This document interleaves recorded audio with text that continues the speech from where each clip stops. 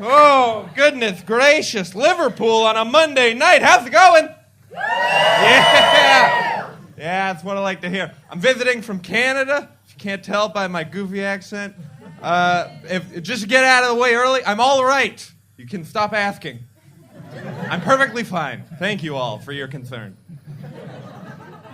I don't know. And thank you all for coming tonight to support live stand-up comedy. That's a great thing. Thank you for coming.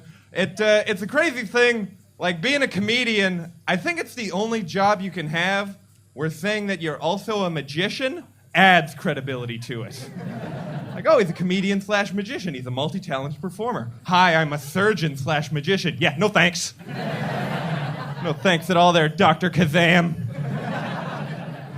I don't need it.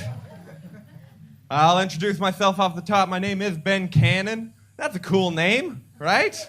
Don't worry, I'm not bragging. It's clearly too cool for me. Like, my God, Ben Cannon. Sounds like the name of a super spy, super soldier. And I know that I look like a pussy. Like, you give me a weapon for a last name, it should be like Ben Super Soaker. Because I make all the ladies wet! And I can shoot it up to 20 meters! And I break after 4 or 5 pumps. Ooh. Easy dick joke off the top. Don't worry, guys. I'm always trying to grow as a comedian. I used to make a lot of jokes about my far-reaching ejaculations. Well, let's just say I've come a long way since then.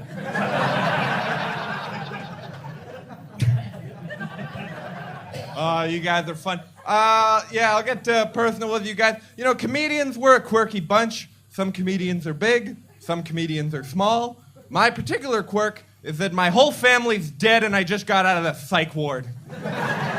So, happy Mother's Day in North America. I know it's not here. Nah, it's true, but don't worry. I'm here to turn my real-life traumas into laugh-a-ramas for you guys. Been thinking about it. Like, for instance, like, I got a psychiatrist now. She's great. We talk about all sorts of stuff. She teaches me about unhelpful thinking habits. She tells me I tend to exaggerate. I tend to make mountains out of molehills.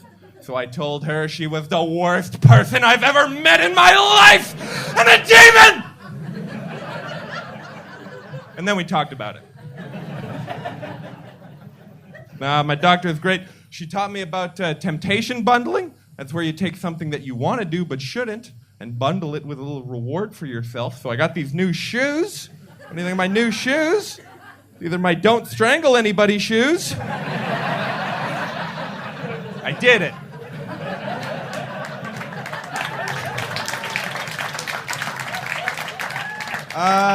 What else we got here? No, it's interesting being in the psych ward, like some of your co-patients in there. One guy I was in the psych ward with, he thought that he was the reincarnation of Jesus Christ.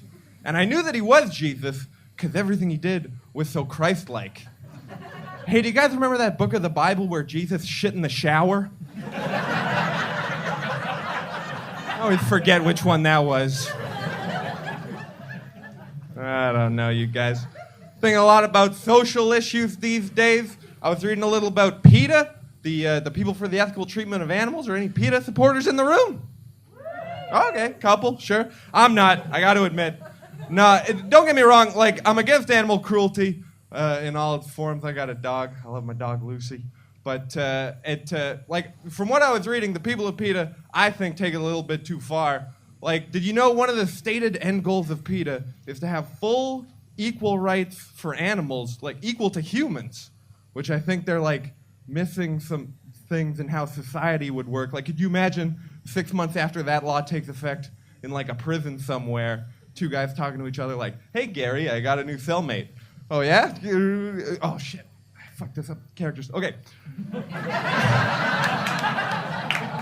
Hey, Gary, I see you got a new cellmate. Yeah, he's a real bear. Oh, you mean like a big, gay, burly man? No, like a grizzly bear.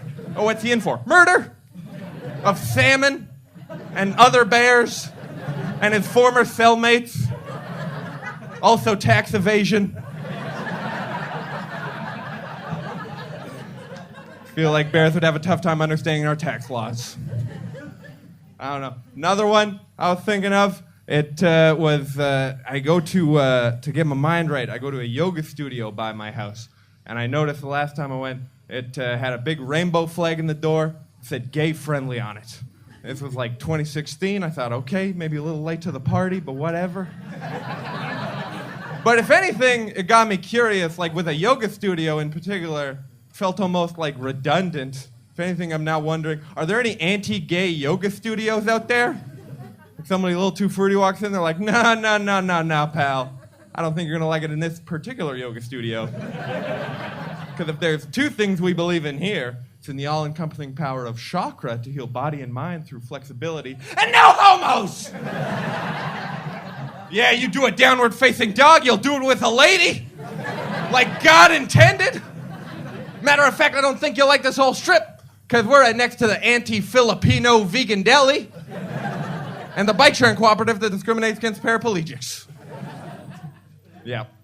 What else? Oh, shit. Okay, I'll leave you guys on this one. I know you're asking yourself the tough questions. You're asking yourself, why do they call them Venetian blinds? I thought that Venice was the city of canals, not the city of shitty blinds.